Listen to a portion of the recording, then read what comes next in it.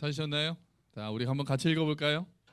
여호와 하나님이 이르시되 사람이 혼자 사는 것이 좋지 아니하니 내가 그를 위하여 돕는 배필을 지으리라 하시니라.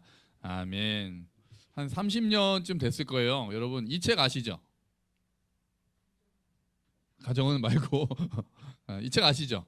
성공하는 사람들의 7가지 습관. 이게 한 30년 됐습니다 벌써. 그러니까 이게 아주 그냥 그때 엄청나게 이제 인기를 끌어서 스티븐 코비인가요? 네, 이 사람이 쓴 책이죠. 그래서 뭐 성공한 사람들은 이런 습관이 있다, 이런 습관이 있다 해가지고 아주 우리나라 전체에 뭐 몇백만 부가 팔렸습니다. 근데 이 사람이 쓴 책 중에 잘 알려지지 않은 사실은 이 사람이 더 심혈을 기울여서 쓴 책이 있어요. 이겁니다. 성공하는 가족들의 7가지 습관. 이 책은 잘 모르시죠? 이 책은 잘 모르세요. 보통은 그 책이 너무 이제 인기를 얻으니까 그 뒤로 이제 책들이 더 몇 개가 나왔는데 성공하는 가족들의 7가지 습관이라는 책이 나왔어요. 뭐 7가지 습관이 뭔지를 지금 뭐 말씀드릴 필요는 없을 것 같고 내용이 좀 많더라고요. 저자가 서문에서 이렇게 말합니다. 그 어떤 책보다 이 책을 쓰는데 더 심혈을 기울였다. 왜냐하면 나는 가족을 무엇보다 사랑하기 때문이다. 그러면서 이 책에 대해서 이제 이야기를 합니다. 지난번에 우리 그 유초등부 아이들 미나 미네 주솔이 데리고 이렇게 수련회 갔었잖아요. 겨울에 수련회 갔었을 때 가장 사랑하는 거 이렇게 써보라고 하니까 다 1번은 가족이라고 썼더라고요. 다 1번은 가족이라고 또 썼어요. 그래서 이제 아이들이 가족을 아주 사랑하고 좋아합니다. 자, 그래서 얼마 전에 여러분 그 기사 보셨나요? OECD 국가 중에서 행복의 조건으로 1위가 가족이 아닌 나라가 우리나라밖에 없습니다. 모든 나라가 행복의 조건 1위는 가족이었거든요. 우리나라만 뭐였게요? 돈입니다. 돈. 그러면서 이런 진짜 우리나라만 유일하게 행복의 조건의 1번이 돈이라고 대답한 나라가 우리나라밖에 없다는 거예요. 다 가족인데.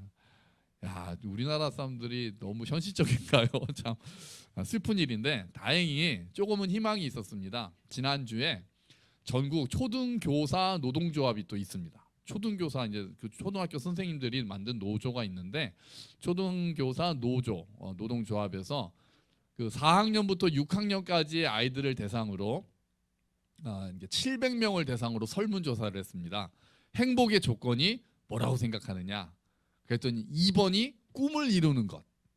자기 꿈을 이루는 게 2번이래요. 1번이 뭐냐 했더니 화목한 가정. 우리 아이들이 조금은 더 순수해요, 그죠? 그럼 돈은 3번쯤 내려가나요? 그래서 꿈에 돈이 들어가나? 잘 모르겠어요. 그래도 1번이 화목한 가정이었다는 거예요. 물론 살짝 반전은 있습니다. 어린이날 받고 싶은 선물 1위가 현금이었어요. 사실 아이들이 균형 감각이 있는 건가요? 행복의 조건은 화목한 가정인데 받고 싶은 선물은 현금. 그 현금을 주는 화목한 가정을 원하는 거죠. 그래서 화목한 가족을 만드는 거라는 그 1위가 40%였어요. 40%. 꿈을 이루는 게 30%. 그렇습니다. 그래도 아이들이 조금은 더 순수한 것 같습니다. 자, 오늘 설교 제목이 가정은이잖아요. 가정은. 그럼 가정은 뭐다? 이렇게 나올 텐데 오늘은 창세기의 말씀을 이제 바탕으로 3가지 정도로 적용을 이제 정리를 해보려고 해요. 첫 번째는 가정은 이제 신학자들이 보통 뭐라고 이야기를 하냐면요. 가정은 첫 번째는 창조의 꽃입니다. 창조의 꽃이라고 이야기를 합니다. 자, 우리가 읽었던 본문은 처음으로 하나님께서 좋지 않다라는 말씀을 하신 장면입니다. 우리가 잘 알듯이 창조하시면서 매일매일 보시기에 좋았더라 이렇게 말씀하셨던 하나님께서 어느 날 아담까지 지으시고는 사람이 혼자 있는 것이 좋지 않다라는 창세기에서 성경에서 처음으로 부정적인 말이 나오는 게 이때 나오는 거죠. 좋지 않구나. 그것이 이제 아담이 이제 혼자 있는 모습이었고 수많은 동물들이 있었습니다. 그리고 아담 보고 그 동물들의 이름을 지으라고 하시고 다 동물들을 아담에게로 이끌어 오셨죠. 그런데 아담이 그 짝을 지을 만한 그런 배필은 찾지 못했고 그래서 하나님께서 내가 그를 위하여 돕는 배필을 만들리라 해서 여자를 만드셔서 하와를 만드셔서 아담과 맺어지게 하시는 장면이죠. 그래서 원래 그 최고의 스타는 언제 나옵니까? 네, 마지막에 나오잖아요. 마지막에 이제 그렇게 따지면은 남자보다 더 뛰어난 스타는 더 중요한 스타는 여자가 아닐까. 창조의 제일 마지막에 여자가 등장하잖아요. 그래서 이제 어떤 사람은 농담적으로 그렇게 얘기하시죠. 남자를 만들고 보니 실패해서 보완해서 여자를 만드셨다고 그렇게 이야기하기도 합니다. 물론 이제 농담이죠. 근데 다른 각도로 본다면 하나님이 마지막에 창조하신 거는 뭐라고 볼 수 있는 거예요? 가정이 되는 거예요. 가정. 하나님은 마지막에 가정 공동체를 창조하셨어요. 그래서 창조의 꽃을 이제 가정이라고 보는 거죠. 그냥 여인을 만드신 것이 아니라 아담에게 돕는 배필을 만드셔서 공동체를 이루게 하신 분이 하나님이십니다. 신비로운 자연을 만드시고 하늘을 만드시고 땅을 만드시고 바다를 만드시고 온갖 것들을 만드신 다음에 마지막에 가정을 창조하셔서 그 모든 것들을 누리게 하신, 사람 하나만 만드신 것이 아니라 가정을 만드셨던 분이 하나님이시죠. 자, 그러면 창조의 꽃이 가정이라고 그러면 구속의 꽃은 뭘까요? 교회입니다. 교회. 구속의 꽃은 교회다라고 이야기를 합니다. 그래서 가정은 뭐라고요? 첫 번째요, 창조의 꽃이다. 그렇습니다. 자, 그러면 다음에 가정은 그렇게 중요하기 때문에 국가도 중요하죠. 기업도 중요합니다. 하지만 창조 질서 가운데 가장 중요한 것은 가정이 되는 거예요. 교회보다도 가정이 먼저였습니다. 일도 중요합니다. 우리 또 학생들 더군다나 친구도 중요합니다. 하지만 가족이 먼저 더 중요합니다. 더 중요하다라고 얘기하기보다는 우선순위라고 보기보다는 다른 모든 관계의 바탕이 가족이다라고 볼 수 있을 것 같아요. 그죠? 모든 것들의 바탕이죠. 그러니까 친구보다 가족이 더 중요해 이렇게 얘기하기보다는 가족이라는 토대가 있기 때문에 그 위에서 일도 할 수 있는 거고 친구도 이제 사귈 수 있는 거고 그렇게 되는 거죠. 우리 일하시는 분들에게 왜 그렇게 열심히 일하냐 그러면 다 똑같지 않습니까? 뭐 나의 그 자아를 개발하기 위해서 뭐 그런 것도 너 일의 성취감 이런 것도 중요한 역할이지만 일단 제일 먼저 중요한 것은 가족을 먹여 살리기 위해서라고 이야기하잖아요. 그러니까 가족을 부양하기 위해서 가족을 또 자녀들을 돌보고 그렇게 위해서 열심히 일하다가 일만 하다가 가족을 잃어버리는 것은 굉장히 이게 바뀌어 버리는 거죠. 어느 순간에. 내가 원해서 그렇게 되는 건 아닌데 일에 중독이 돼서 가정을 소홀하게 되는 것은 원래 처음에 내가 일을 하게 된 목적 거기서 이제 멀어지는 거니까 항상 우리가 목적과 수단이 바뀌지 않도록 고민을 해야 되는 거죠. 아까 성공하는 가족들의 7가지 습관이라는 책 쓴 스티븐 코비가 그 서문에 이런 말도 썼습니다. 만일 사회의 다른 분야에서는 최선을 다하면서 가족을 등한시한다면 그것은 뭐라고 비유했냐면 가라앉고 있는 타이타닉호의 갑판 의자를 정리하는 것과 같다. 한번 생각을 해볼까요? 자, 이제 막 배가 가라앉고 있는데 거기 갑판 의자를 정리하고 있는 거랑 똑같다는 거예요. 다른 것에는 최선을 다하지만 정작 가족에게는 소홀하고 있다면 가라앉고 있는 배에 갑판 의자를 정리하는 것과 같다. 그러니까 아무리 바깥에서 성공하고 바깥에서 인정받고 하더라도 가정에서 그것들을 누리지 못한다면 가정에서 인정받지 못하고 가정이 화목하지 않다면은 다 소용없는 짓. 아까 말씀드린 대로 가족이 토대가 되기 때문에 그 안정 토대 자체가 무너진다라면 아무 의미가 없다는 거죠. 그래서 가족을 소중히 하고 잘 돌보는 일들을 해야 됩니다. 목사들의 경우에도 예전에는요.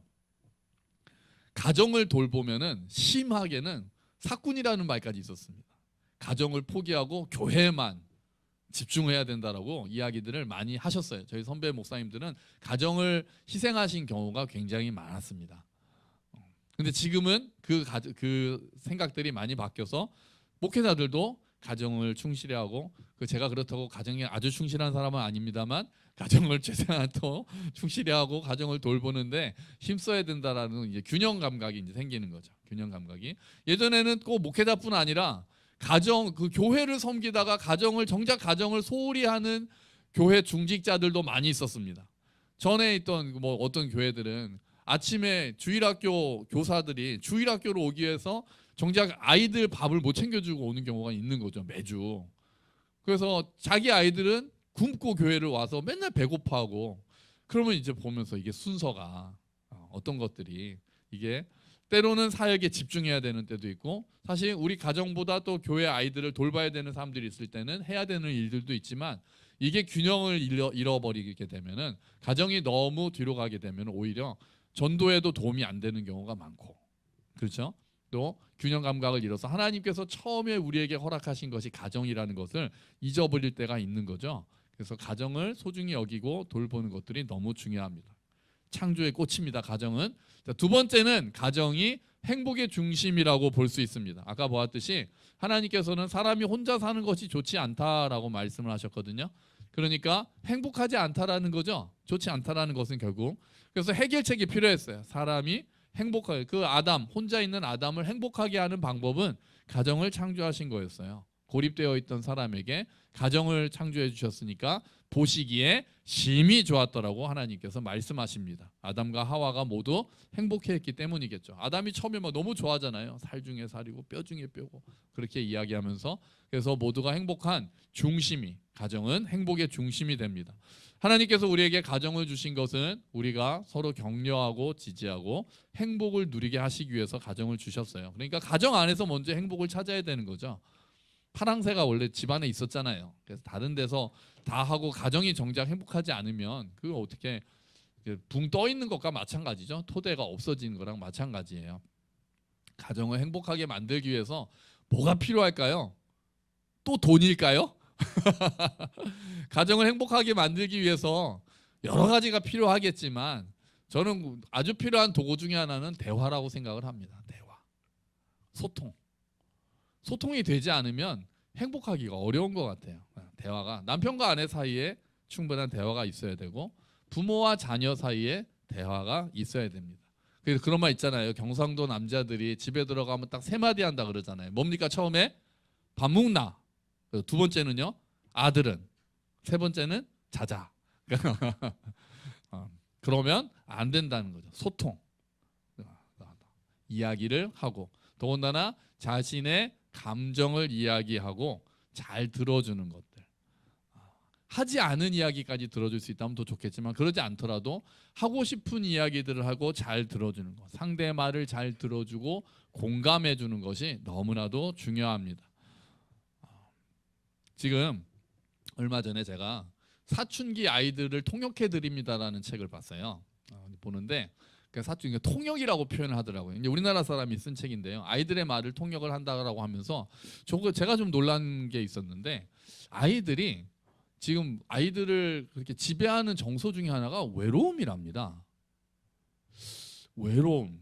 그게 예전보다 형제가 줄어들어서 있는 외로움도 있는데 지금 다 각자 친구들 간의 관계에서도 잘 이제 소통이 안 되고 외로워하는 그런 아이들이 굉장히 많대요. 그래서 어떤 아이가 이제 예를 들어서 그러면서 그 엄마한테, 엄마 나 요새 외로워 딱 그랬더니 엄마가 뭐라고 했냐면 너 요새 한가하구나 그러더래요.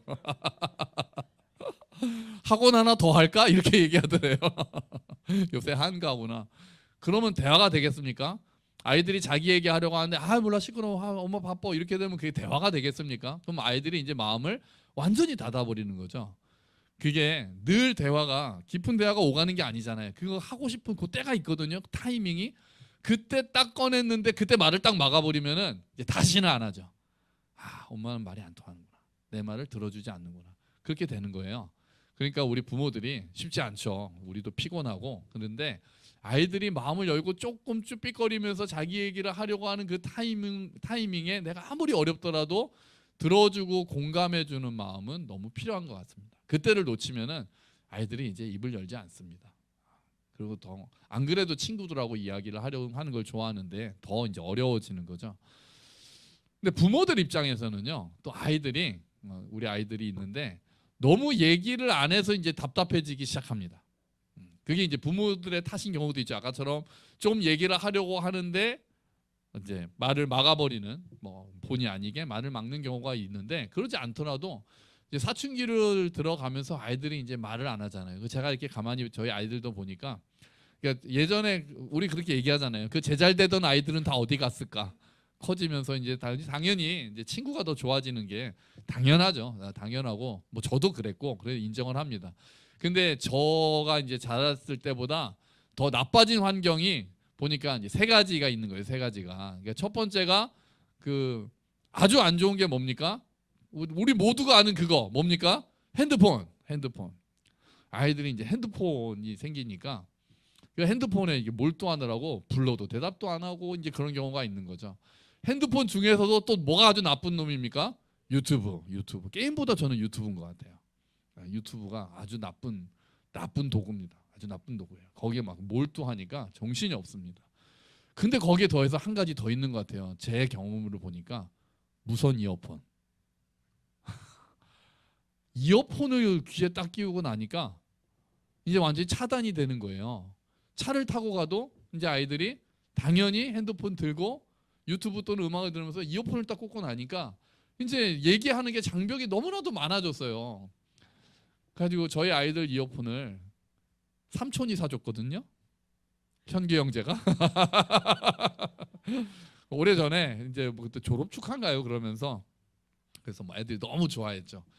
그 살짝 원망이 드는 저는 너무 고맙지만 너무 고마운데 이게 주고 나서 보니까 이거 더 단절이 되는구나. 아 그런 것들이. 그래서 우리 아이들 여러분, 아이 여러분, 우리 학생들 부모가 대화하고 싶을 때가 있으니까 좀 눈도 좀 마주쳐주고 부탁을 좀 하니 좀 마주쳐주고 이게 보고 있다가 좀 부르면은 눈도 좀 마주치고 좀 이어폰 좀 빼고 좀 그랬으면 좋겠어요. 부탁합니다 여러분. 그걸 확 그냥 팍 빼가지고 그냥 바닥에 던지고 밟아버릴 수도 없고 그러니까 아이들 우리 서로 좋게 부모들은 아이들의 그런 마음에 동요가 있을 때 들어주려고 애를 써야 되고 또 아이들은 부모가 대화하고 싶은 거 당연히 점점 클수록 친구들과 얘기하고 싶은 거 부모님과는 말이 잘 안 통한다는 거 충분히 이해를 하지만 그래도 그러려는 마음을 좀 이해해주고 대화하는데 좀 더 소통을 많이 했으면 좋겠습니다. 자, 서로 마음을 알아주는 대화를 통해서 정말 가족이 행복의 중심이 되기를 축원합니다. 아멘. 정말 그렇게 되면 좋겠어요. 마지막으로 가정은 세 번째는요, 사명 공동체이기도 합니다. 창조의 꽃이고 행복의 중심이면서 사명 공동체이기도 해요. 창조의 날 하나님께서 가정에게 주신 사명이 있었어요. 생육하고 번성하고 땅에 충만하라, 땅을 정복하라. 홀로 있는 사람에게 주신 것이 아니라 남자와 여자를 같이 창조하시고 가정에게 주신 것이 생육하고 번성하고 땅을 정복하라는 사명이었습니다. 사실 생육하고 번성하는 것은 혼자 있으면 뭐 아예 불가능한 일이기도 하니까요. 근데 그게 뭐 의무라서 해야 된다라고 하기보다 하나님의 복이죠. 많이 사랑하고 그래서 충만하기를 원하시는 복이죠. 그럼 이제 아이들이 다 컸으면 그 사명 더 이상 감당할 수 없는 건가요? 그렇지 않죠. 땅을 정복해야 합니다. 근데 뭐로 정복해야 합니까? 사랑으로 정복해야 합니다. 우리는 그리스도인 가정들은 먼저 제가 생각하는 사명은 첫 번째는 우리 아이들에게 믿음을 전달해 주는 사명이 제일 중요한 기본적인 사명인 것 같습니다. 사실 우리 모두의 기도 제목이기도 하죠. 우리 부모들이 우리 자녀들 아는지 모르겠지만 우리가 금요일마다 또 날마다 우리 자녀들에게 하나님께서 자녀들을 만나 주시고 우리의 믿음이 정말 자녀들의 믿음이 돼서 우리 자녀들이 하나님이 나의 하나님입니다라고 고백하는 날이 속히 오기를 우리가 다 간절히 기도하고 있습니다. 정말 그 날이 속히 오기를 축원합니다. 아멘. 그게 참 억지로 되는 일이 아니니까요. 그럴 때마다 목사로서 또 부모로서 좀 일종의 뭐라고 해야 될까요? 무력감이랄까요? 이런 게 들 때가 있습니다. 그러니까 믿음이 생기게 하는 건 제가 할 수 있는 일이 아니잖아요. 자녀들이던 또 뭐 어른도 마찬가지고요. 믿음을 가지게 하는 거는 우리가 할 수 있는 일이 아니라 정말 하나님께서 만나 주시고 만져 주셔야 되는 일이니 참 우리가 할 수 있는 것은 최대로 도와주고 말씀을 들려주고 또 끝까지 사랑해 주는 것밖에는 방법이 없으니까 때로는 그 기다림의 시간 때문에 안타까울 때가 굉장히 많습니다. 또 목사로서 교회에 다니는 또 아이들을, 부모로서는 저의 자식들을 봤을 때 그렇고 목사로서는 교회 전체의 청년들이나 중고등부, 유초등부 학생들을 봤을 때 정말 언제 하나님께서 이 아이들을 깊이 만나 주실 것인가 기도하면서 때로는 그 기다림의 시간이 너무 길지 않았으면 좋겠다라는 안타까운 마음도 있고 그렇죠. 여러분 우리가 뭐 어떻게 하겠습니까? 더 사랑해야죠. 예? 더 기도해야죠. 그거 밖에는 방법이 없습니다. 그리고 더 말씀을 나누고 우리 아이들이 착해요. 어른들하고 같이 이렇게 예배를 드리러 나온다는 것 자체가 너무 착한 겁니다. 그래서 너무 늘 고마운 마음이 저는 있어요. 그런데 더 이제는 정말 내가 부모 때문이 아니라 내가 하나님을 알게 돼서 정말 하나님께 예배드리고 싶어지고 찬양하고 싶어지고 함께 교제하고 싶어지는 그런 날이 오기를 축원합니다. 정말 그 날이 정말 와서 또 더군다나 우리 교회도 지금 예배를 잘 나오지 않는 또 자녀들이 있는 분들 계시잖아요. 정말 그 아이들 정말 예배가 회복이 되고 하나님께로 돌아와서 함께 믿음의 공동체를 꾸려 나갈 수 있는 날이 정말 속히 오기를 축원합니다. 아멘. 자, 그리고 자녀들에게 믿음을 전수해 주는 것 못지않게 또 중요한 것은 우리 가정을 통해서 하나님을 증거하는 일이죠. 그게 모든 그리스도인 가정들의 사명입니다. 우리 가정을 통해서 하나님이 계시다는 것을 많은 사람들에게 보여주는 은혜의 통로가 되고 하나님의 영광의 통로가 되는 것이 모든 그리스도인 가정의 사명이고 우리 개인의 삶의 사명이기도 하죠. 하나님께서 우리 가정을 통해서 부어주시는 것들을 보면서 또 우리가 하나님께 어떻게 대하고 삶에 있는 여러 가지 문제를 우리 가정이 어떻게 반응하는가를 통해서 믿지 않는 사람들에게 세상에 예수를 주인으로 하는 하나님을 주인으로 모시는 가정은 어떤 모습을 보이는지를 알려줄 수 있을 것입니다. 가정 안에서 서로 사랑하고 용납하고 세워주는 모습을 통해서 그리고 고난 가운데 어떻게 그 고난을 극복하는가 하는 모습을 통해서 우리가 하나님을 전할 수 있는 거죠. 그리스도인들의 가정은 모두 그런 사명을 가지고 있습니다. 요즘 들어서 가정의 중요성에 대해서 이야기들이 많습니다. 그래서 이제는 예전에는 뭐 정상가족 이런 말을 했는데 이제는 너무 다양한 형태가 이제 주어지고 또 1인 가구들도 많아지고 점점 가정이 이전만큼 그렇게 필수적이진 않다라고 생각하는 사람들도 많아졌습니다. 하지만 창조 질서 가운데 가정은 여전히 중요하고 여전히 소중합니다. 그리고 가정을 통해서 얻을 수 있는 것들이 너무나도 많은 거죠. 하나님을 우리가 아버지라고 부르는 이상 우리가 하나님께서 가정을 통해서 하나님을 드러내기를 원하시고 가정의 관계들을 통해서 또 우리가 예수님이 우리의 신랑이라고 말하는 성경에서 말하는 비유처럼 가정을 통해서 우리가 하나님의 마음을 더 알게 되는 것들, 부모가 되어야만 좀 공감할 수 있는 하나님의 마음 또한 우리가 또 가지고 있지 않습니까? 알 수 있지 않습니까? 깊이가 더 깊이 하나님의 마음에 공감할 수 있는 것처럼 가정을 통해서 하나님께서 계획하신 것들이 있습니다. 여러분, 우리가 교회 더군다나 우리는 온 가족이 같이 예배를 드리는 교회잖아요. 우리 교회가 정말 가정이 세워지고 가정 안에서 하나님을 만나는 교회가 되기를 축원합니다.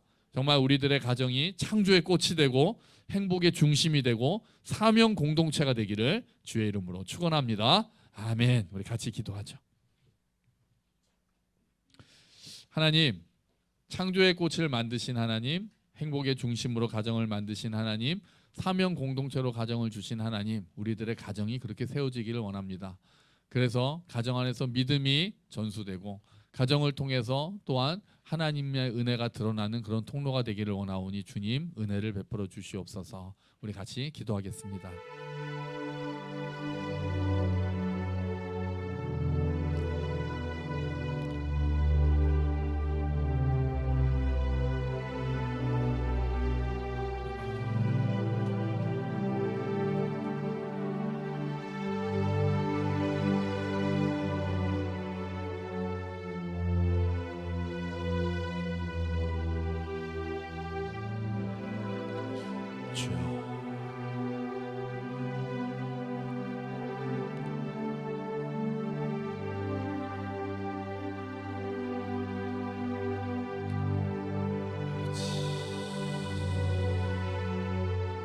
주님, 우리의 가정을 세워주시고 특별히 우리의 가정이 믿음의 가정이 될 수 있도록 도와주시옵소서. 간절히 가정을 위해서 기도하고 있는 지체들의 기도에 응답하여 주시옵소서. 배우자를 위해서 기도하고 부모님을 위해서 기도하고 자녀들을 위해서 기도하는 우리 지체들의 기도에 응답하여 주시옵소서. 오 아버지 도와주시옵소서. 주님 감사합니다. 도와주시옵소서.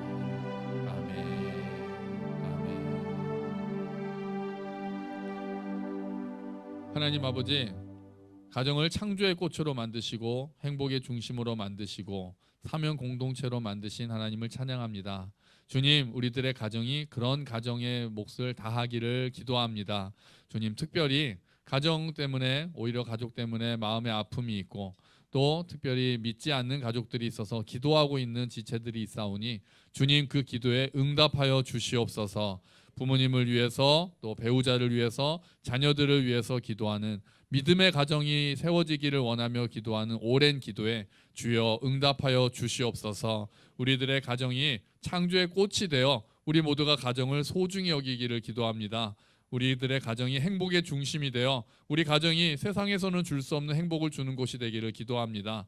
우리 가정이 사명 공동체가 되어 하나님의 사랑을 전하고 드러내는 일에 귀하게 사용되기를 기도합니다. 주님께서 우리 모두의 연약함을 이미 아시오니 서로 부족함을 인정하고 서로 세워주고 격려하며 가정을 아름답게 세워나갈 수 있도록 주님 도와주시옵소서. 예수 그리스도의 이름으로 기도합니다. 아멘.